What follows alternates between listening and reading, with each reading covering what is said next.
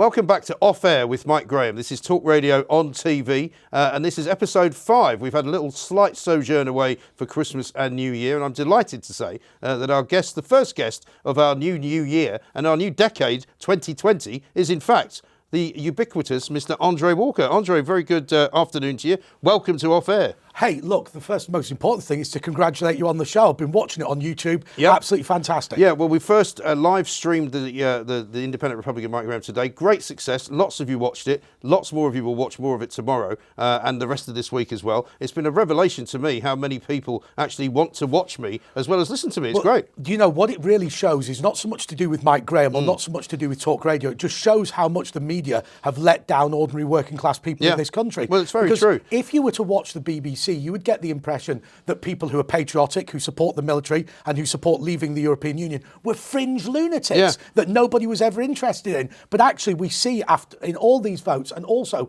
on the success of channels like this that people are interested, that people do want to stand up for the country, that uncontrolled immigration is not popular and the liberal elite have let down this country in so many respects. Well, they really have. I mean, we saw over the weekend a whole host of Labour Party aficionados being interviewed by the BBC, by Sky, and I was thinking to myself at one point on Sunday, why are they talking to all these people? You know, they've got absolutely no influence on the political view of this country for the next 5 years minimum. There's nothing that the likes of Jess Phillips, Rebecca Long-Bailey, Keir Starmer can do about Boris Johnson's 80-plus majority. There's literally nothing they can do. I couldn't care less if they want to, you know, destabilise Northern Ireland. I couldn't care less if they say in their policy document that they want to rid the country of nuclear weapons. They can say whatever they want because they can't do anything. And they have said all those things. Yes, Let's just be clear. They have tried that, and that's why Boris Johnson's got such a big majority. Look, I saw Sir Keir Starmer set out his stall. Apparently he's the front runner, although at the moment it's too close to Kerr in that election. Because that's what you want. When you want the head of the working class party to be a barrister, a millionaire, the owner of several very expensive properties in London, and a guy with Sir at the beginning of his name. Hey, look, he says his dad worked in a factory. Was that factory farm producing foie gras? I wouldn't be at all surprised. But actually, he was saying over the weekend that, you know, Labour wasn't tough enough on Europe. Now, he's not talking about let's be more pro-Brexit. He's talking about how we can get out of Brexit, how we can end it. You know, fundamentally, he's saying that Jeremy Corbyn was insufficiently anti-British. Yes. And had he been more anti-British, he'd have done better. Well, now, you know, the people I talk to would say that is bunkum. This is also the guy who came up with the Labour Party strategy to sit on the fence. So the idea that he says we weren't strong enough in one direction or another is actually down to him. Well, he was apparently stopped from going on television because everybody kept saying during the election campaign, where's Keir Starmer? Where's Emily Thornberry? Turns out the Momentum nutters actually stopped them from going on TV because they were going to give out the wrong message. Yeah, look, when Jeremy Corbyn is concerned you're an extremist, you've got real problems. But here's one thing that I strongly... His mates from Sinn Féin, by the way, yesterday put out a sort of condolences message to that bloke from Iran who got picked off by the drone. But also, I remember being a member, being involved with the National Union of Students, and you saw all these people, this obsession with Palestine. We used to call them the Trots, didn't we? Yeah, absolutely. They're absolute nutters. I mean, look, I don't understand something about this. If I turn around and have an argument with the Iranian government, you might want to take out Soleimani. Fine. If I have an argument with the Russian government, then you might want to freeze the assets of Vladimir Putin. And yet, if we have an argument with the Israeli government, the solution is to abolish Israel. Yes. In what way is that not racist? Apparently so, yeah. Well, it does seem remarkable as well that all of these lefties are so obsessed with all of these things over which they have no control. You know, like the Remainers have more or less disappeared into a bubble of their own spit, quite frankly. I'm sorry if that's upset a few people listening to this or watching it at any one point. But, you know, the FBPE brigade have disappeared from trace on Twitter.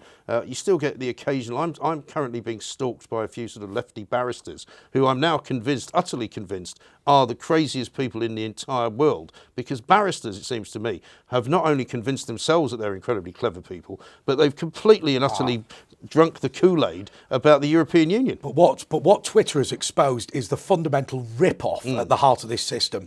What used to happen with barristers is one or two very senior barristers who literally advised the monarch were given the title QC or KC, depending on whether Queen's it's a king Counsel, or a queen. Nowadays, what happens is, if you've served for a certain amount of time, you effectively get it automatically. Yeah. And where this is a rip-off is this. Ordinary people like you and I are involved in some sort of court case, God forbid, but it does happen. Yeah. And then fundamentally what happens is you believe that you need a senior barrister and therefore you employ QC. Yeah. These people aren't any good. They've just been around for a long time, but they quadruple the fee and end up charging millions of pounds a year. Fundamentally, I think £400-500 an hour some of these people are getting we paid. have got to change the system. Just as in the House of Lords, we've got to stop just giving them out to anybody, peerages that is. We've got to stop just giving out QC positions and KC positions to people who fundamentally do not deserve it. Well, All of these barristers that we see on Twitter, when you see, they have debunked that QC is a valuable thing. Yeah. But we've got to bring that system back. If you are not personally advising the Queen, you are not a QC. Yeah. Congratulations. Exactly. And also, you can't afford to go onto Twitter anymore and pretend that you know more than everybody else does. Yeah. And you try to be clever and you get outsmarted. The likes of Jolyon Maugham, right, who's never won a court case in his life outside of the tax business, continually keeps accusing people of things. He's now disappeared from trace because he's so humiliated himself over the Christmas period by whacking a fox to death with a baseball bat and then boasting about it on Twitter. I mean, what sort of a brain do you have to make you do something like that? Well, what does it do to this country? I'm very concerned about the fact that British institutions have been fundamentally undermined here. Let's be clear on the position. The position is that most British people now want to abolish the Electoral Commission. They want to abolish the House of Lords. Yeah. They want to abolish the Supreme Court. And they eviscerated the last House of Commons. Yeah. Now, fundamentally, leaving the EU or remaining in the EU is not as bad as learning that your entire establishment is working against you. Yeah. This country is starting to shake on its foundations. Now, electing Boris Johnson has significantly helped with that, and I'm really pleased that that's happened. But fundamentally, we need to start building confidence in this system. And you don't build confidence in this system by having a fox-murdering lunatic trying to fight a legal case against the British people, against democracy. Right. And that man holds a title saying he is an advisor to the Queen. The Queen needs to get a grip on this. Yeah. Boot them out of these QC I agree. positions. I think you may have started a campaign inadvertently here, which we can all get behind. Because the other thing that's happened to this country, and you're quite right to make the point that these kind of, supercilious, overqualified lunatics have sort of taken over the asylum, because the ordinary working people and the ordinary men and women of this country have sort of lost the control of it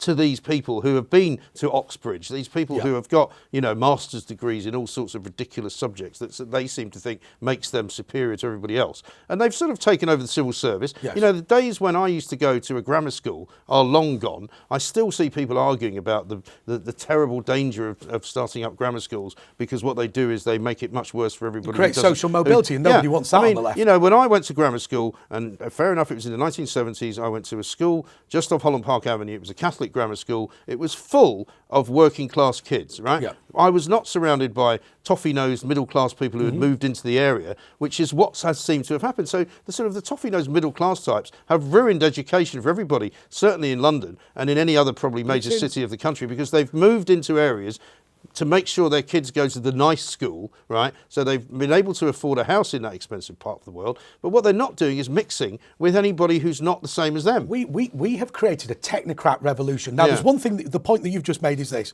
Firstly, people in the elite and people on the left both have a vested interest in reducing social mobility. And comprehensive schools have done that. But let me give you an example of how the technocrat revolution has damaged this country. In the old days, legislation was very simple. It would be things like, stealing is illegal, and here are the punishments. Right. And what would happen is, and I know it sounds silly, but this is the sort of currency that worked in those days. I would go to court and say, Mike Graham has stolen my pig. And Mike Graham would stand up and say, the reason I took his pig was he owed me 2 pence or whatever. And then a jury of 12 people would decide whether you were right or I was right. And that would be the court case. And we'd just represent ourselves. You look at legislation now, pages and pages of loopholes.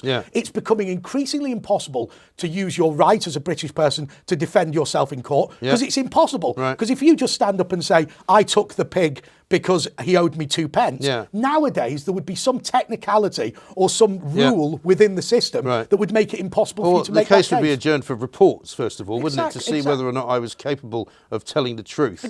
Due to my unfortunate upbringing as a niaf, as my father would say, in the back streets of some city or other, because I was underprivileged, I probably had a reason for stealing. But equally, I always go on about living in Windsor. The reason I do is because I'm incredibly proud to have achieved something and moved. Well, it's not a bad place to live, is it? To quite a posh area. area. I've been to Windsor several times, and it's a very nice part of the world. But our Guildhall in Windsor, at the time when Britain ruled a quarter of the Earth's surface, had 2 offices. One for the mayor and one for the clerk. Yeah. And now the Royal Borough of Windsor and Maidenhead, its replacement, has 2,500 full-time equivalent staff. Now, how did we manage to rule the world with 2 guys? Yeah. And to make it worse, Mike, the mayor wasn't even paid. Yes. So it was 1 guy. Exactly. Well, I mean, when I was working up in Edinburgh, right, I was staggered to discover that the Edinburgh City Council chief executive was making about 700,000 quid a year, right? And the idea that they say, their reasoning for this was, oh, well, the thing is, we have to pay commensurate with the private system and the private sector. And in what world are you going to hire some bozo who's been running a council with a sort of, I think they had some ridiculous amount of money, like £10 billion budget, and they said, well, because he's in charge of so much money, we have to pay him this much money. And I'm like, no, you don't. But this is where the guy couldn't get a job literally running a whelk stand. But this is where people have all got their hand in the till, because what happens is you see people all the time saying, I don't mind paying a little bit of tax for better public services. That's not what you're paying for. I don't say that. The reason why your council tax I has gone definitely up... don't say No, that. sure, neither do I.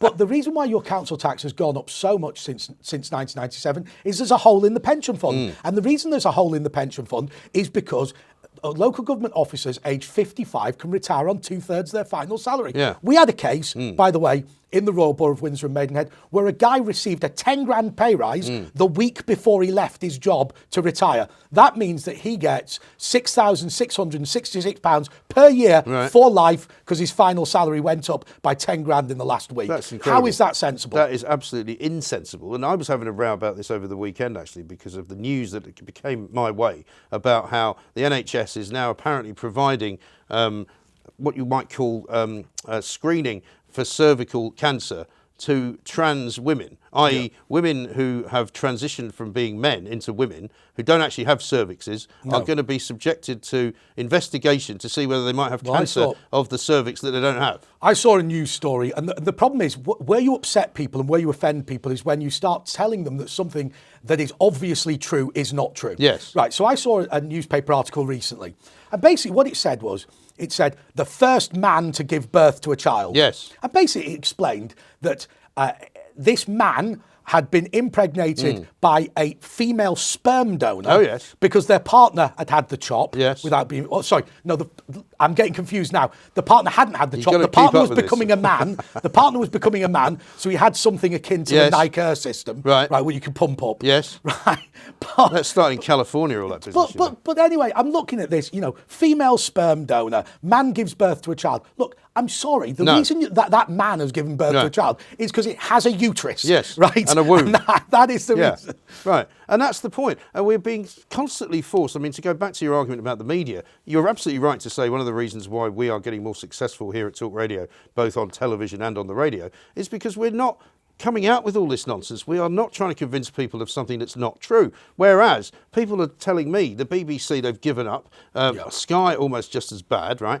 We've got the cabinet, more or less, ministers saying they're not going to go on Newsnight because they've hired that bloke, Lewis Goodall, who has never been a journalist and was always a Labour activist. And to be fair, makes no pretence. No, he doesn't. But the fact is, when he's on camera, you assume he's on camera as a reporter. You don't assume he's on camera as some kind of polemicist. What we do is not news reporting, but what he does is meant to be news reporting, and it's simply not. This is why we've got to change the rules, and we've got to work around the rules, because we've got to be in a position where people are admitting their bias. I used to work for Conservative politicians. Yeah. I'm very proud of that. Now, look, I slag off the Conservative Party because I think, by the way, that it was as bad in terms of being elitist and being out of touch with the British public as the Labour Party was for quite a long time. Yeah. But, I'm admitting the background that I come from. What annoys me is when these people, and you see it with the fact checkers on Twitter, these fact checkers are left-wing activists. Yeah. They never fact check the left. Right. They only ever fact check Brexiteers. Right. And so we need to be exposing that. We need to come out and say, look, there's nothing wrong with having an opinion. Yeah. But the problem comes when you are presenting a show as if you were neutral, when in fact you're not neutral at all. Going back to the weekend interviewing of the various suspects, as I'm going to call them, for head of the Labour Party, right? Jess Phillips did not get asked one question by Andrew Marr about anti-Semitism in the Labour Party, which, whichever way you want to cut it, was a largely responsible reason why an awful lot of people left the Labour Party under Jeremy Corbyn. And I think actually that was a really interesting thing, because I come from the northwest of England, and obviously the vast majority of people in the northwest of England don't have any Jewish friends, don't have a Jewish guy living on the street, don't know. I think it's something like 1 in 3 British Jews live in the London Borough of Barnet. I mean, there are certainly quite big Jewish communities in Manchester and Leeds, but outside of there, you're probably absolutely right. Absolutely. But here was the critical point. The critical question was this. Is the Labour Party willing to enact racist policies where it sees votes? And fundamentally, when you go to places like Accrington and Burnley, they are willing to discriminate against ordinary British people because they believe that the local mosque or whichever organisation is going to give them a block vote. And remember something else about these block votes. Very often, they are delivered by the bullying of members of that community into postal votes. Their right to a secret ballot is destroyed. Their right to register themselves destroyed. Their right to have an independent voice destroyed. And the price that is paid is a racist policy. And so when the Labour Party turns around and says... And that could be the only reason why this has been going on for as long as it's been going on for, surely. When the Labour Party says, we would not act in a racist way for votes, people in Northern England know that that is nonsense because they've seen it done. And I blame the race riots in Burnley and the grooming in Rotherham not on ordinary white guys or ordinary Muslims. I blame it on a politically correct elite who are more interested in getting votes and staying in power than they are in doing their job of running these communities. Yes, and for the same reason that some of these stories that we've been talking about around the trans movements and all of that is because people are frightened of saying what they really think they should be saying. And it's very difficult in this world to actually be bold enough to do it. We do it, but we could probably be bolder as well. Because in the end, you know, certainly if you're on the radio, not so much on YouTube, but if you're on the radio, you are going to be subjected to one complaint from one person out of the million people that might have listened to you that week. And that person can get you fired. Yeah, and I saw someone on the BBC say, now look, I'm not interested in being disrespectful to people, and frankly, you own your body, do with it what you will, it doesn't bother me. But I saw someone on the BBC who said, unchallenged, I know having a penis doesn't make me any less of a woman. Oh, come on, just a little bit less. Yeah, right? I would say maybe just a little bit. But fundamentally, you know, I wouldn't take to Twitter to start having a go at that person simply because I may well find myself arrested for stating my own view, which is if you have a penis and testicles, you're a man. Yes, well, that's the point. And we have reached this kind of ridiculous point, and I'm sort of hoping, and I'm holding out hope for this one. I don't know whether you think this could happen, but Boris Johnson, because he's got such a big majority, I'm hoping he can maybe somehow slightly reshoot the dial and get it slightly back more to what we all want it to be, which is not hijacked by small interests, by tiny minorities of people, by people who are telling us how we should think, what we should say, and how we should, go about our daily business, so that they don't get offended. Or the most insidious one of them all is this, that your pension, the decisions on the investments in your pension should be based on the views of an ethical vegan. Yes. If an ethical vegan works at your company. From Catalonia. Now, I will tell you something. You know, the idea that you cannot invest in the great British institutions, the multinationals that have made the City of London what it is, because they, test on animals or whatever. I do not want to live in poverty in my old age just to satisfy an ethical vegan. No. I'd rather the guy walked up and took a dump on my doorstep than destroyed my financial future. Do you know what's interesting about that particular case, though, is actually a lot of people got it completely and utterly wrong, because he hasn't actually won anything, this guy. All he's won is the right to go to the next stage. And even he was a bit sort of reticent. I spoke to him on Friday of last week, I think it was, when he won the case. And, you know, he didn't want to go into the ins and outs of what he'd actually said, because he may still yet lose that industrial tribunal about being fired. Remember, the League Against Cruel Sports also pleaded no contest. Because effectively what they said, the right of an ethical vegan to be a protected minority, they agree with. Now, their argument will be, my understanding is, they're going to turn around and say, look, the fact that he was telling his colleagues not to join the pension scheme would significantly undermine their financial future and was an act of gross misconduct. Now, frankly... Sounds like it. Frankly, do not join the pension scheme because it invests in Unilever. you know, that will damage your future, will leave you in poverty in your old age. And frankly, he shouldn't have been fired. He should have been horsewhipped for doing that. And I sincerely hope that nobody listens to him. You won't find anybody who wants to encourage people to be horsewhipped, but that's another story altogether. But what about the situation that we also now find ourselves in, where we have to be led around by the nose? I'm thinking particularly of Layla Moran here, talking of Catalonia, because you might remember she appeared in the tent of Common Sense one day, and this is a woman who's been arrested previously for beating up her former partner, right? She now declares herself to be pansexual, and people were sort of piling in on her saying, what the hell does that mean? Does that mean you're in love with a frying pan and all of that? Nobody liked all that. Apparently the woke generation said, oh no, you must let her do what she wants. And of course she can do what she wants. Nobody's trying to stop her, but we are allowed to take the piss. I think you'll find it's one of the great British traditions. Yeah, look, if you say something ridiculous, you should be mocked for being ridiculous. I mean, I hope that people are going to watch this programme and have a go at us because they disagree with us, or potentially appear on the show to tell you you're wrong. One of my favourite things to do is to argue with people, right? I love arguing with people. It's what I live for. I don't want to sit around with people who agree with me all the time. When I worked for Steve Bannon at Breitbart, one of the most important things that he felt was the way that he felt that a lot of what is going on is ridiculous. A lot of it's self-serving. Look, let's be totally honest. The reason Jolyon Maugham, or whatever his name is so keen on the EU is because it gives him loads and loads of work and loads of money with all these directives. The guy is just a phony. He doesn't have a moral bone in his body. No, he's not interested. No. But the way that you can get through all of this heinous abuse on the British people is to stop them talking. And what the left did for years, successfully, was that they would call anybody who disagreed with them racist. And one of the things that Steve Bannon set out to do, and Breitbart set out to do, and probably even further, people like Palin and Michelle Bach tried to turn around and say, let's stop being intimidated by this. Well, of course, now they've given up on the racism thing, haven't they? It's now all about trans rights and whatever. I will tell you the big problem that the political left have. The big problem with the political left is Karl Marx was wrong.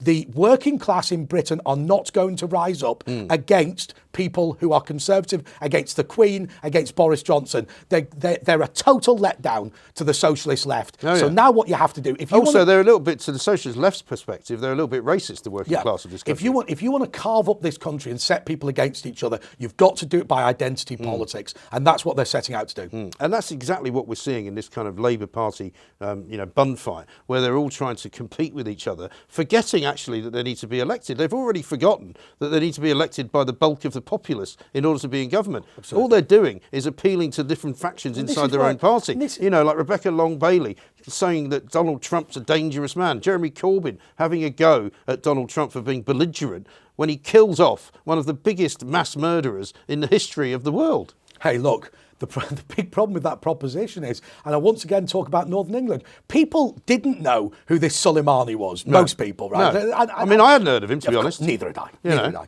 But when you look at him versus Donald Trump, look, hey, Jeremy Corbyn and Jess Phillips and people like that can back Soleimani all day. But I'm telling you that in their working class heartland, in the Red Wall, they're way more on Trump's side than they are on Soleimani's side. Of course they are. But equally, and I tell this story all the time, forgive me for being repetitious, but my dad is a member of Lee East Labour Club. And he used to be a director of the Co-op and a member of the Labour Party and whatever. If it is your birthday that week, then you buy everybody in the club on the Saturday night a little bit of food. And there are two food options. There's meat and potato pie or meat and potato pasty. There is no vegan option. There is no vegetarian option. There are no transgender toilets. There is no gender neutral door. There is no policy on homophobic harassment. Right? These people think it is all a pile of nonsense. And when their social betters in London tell them that what they have to do is allow a man in a frock to go into the women's toilets, you know what they're going to do? They're just not going to vote for them. That is Labour's problem. But do you know where this all began? This all began in the golf clubs of Great Britain, where suddenly some woman would decide that it was not right for there to be a men's bar. And this happened in a golf club that I used to be a member of, right? We used to have a place called the Mixed Bar, which was rather laughingly referred to by the men as the punishment block. This is where you went if you somehow got roped into a game of mixed foursomes, which nobody wanted to do, right? But of course, there'll be people watching this now going, right, great, what a sexist, terrible. Well, look, if you want to play golf with men and you want to play golf with women, that's absolutely fine. But if you're running a golf club, which is a private members club, pretty much, unless you're breaking the law, you should be allowed to do what you want. Now, the problem is what they started to do was change the law. So they said, now, you can't have a license to sell liquor if you only have a men's bar and a mixed bar. You have to make it all available to everybody. And that was how it started. I'm a member of a private members club called the City University Club, and it gets me access to the Oxford and Cambridge Club, which is a prime example of this. Literally, in that place, and I don't want to be disparaging, there was a bar that was men only, and there was a lounge that was women only. Right. Now it's all mixed, right, which the women are not very happy about, right. because of course the men's bar, all the chairs are ripped and it faintly smells of flatulence and beer, right. Whereas the women's lounge all had table service and everything was absolutely pristine. Right. And now there were areas of the club that both could go into, but actually the men's bar actually was a very male environment. It was perfect for the men. Right. The women's lounge I thought was a perfect environment for them. And I just don't think we've improved the service to people by mixing the two up. No, I mean, what I will say is that my kids from the age of 29 down to 12 are much less concerned about all this stuff than you and I appear to be. And so the hope that I've got is that they're not going to be ridiculously hidebound by any of it. I mean, my 15-year-old son, for example, doesn't care about the fact that he's got a person in his class, who I shouldn't name, who started off in school with him as a girl, but who now identifies as a boy. He doesn't actually care. I don't really care either. Yeah, but what I do take issue with is the way that the school deals with it, because the school does not deal with it in a way that I think is right. Here is my major concern. And look, as I say, first of all, you know, all of this, I hate the Lady Gaga theory, which is born this way, baby. Hey, look, you don't have to be born anyway to own your own body. And that is the way of the left. I'm a right-winger, individualist, do what you want. Here is the problem. If you suffer from gender dysmorphia, i.e. believing you're in the wrong gender, or different gender to your body, right, amputating your genitals will not resolve that mental health problem. Now, if you wish to amputate your genitals, do it, right? But if the hope is that your mental health condition will be improved by that, it won't. There is another unusual condition where people believe that they shouldn't have an arm or whatever, or leg. We do not hack off their arm and leg as a solution. And here's the reason why. Because that time and time again, increasingly so, particularly with teenage transgender people, because they have gender dysmorphia and still have gender dysmorphia, when they become a girl, they want to now become a man because they're still suffering from gender dysmorphia. It is fair to say, I think, that in terms of the people who are suffering from gender dysmorphia as a mental health problem, there are no examples whatsoever of surgery being a solution to that mental health problem. No. Now, if you want to transition to a different sex, get on with it. But if you believe that you are a woman in a man's body, then that will not change. All that will happen is it'll just flip round. You'll now become a man in a woman's body or whatever. Yes, it's a very complicated thing, that. But I guess, given that we've now moved on to sort of somehow hacking off people's genitals, it's probably a good time to stop before it gets even more out of control. Here's Andre Walker. You'll hear him soon on Talk Radio, I'm sure.